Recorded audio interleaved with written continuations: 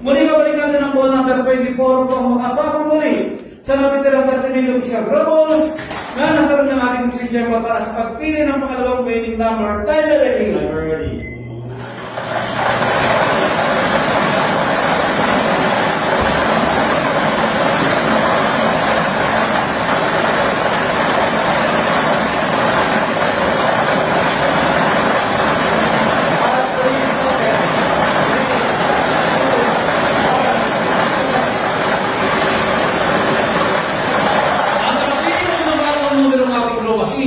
Ball number 37, numero 37. Ulitin ko lamang po ang draw manipulation po natin ngayong hapon. Prepare draw 24 and 37 in exam order.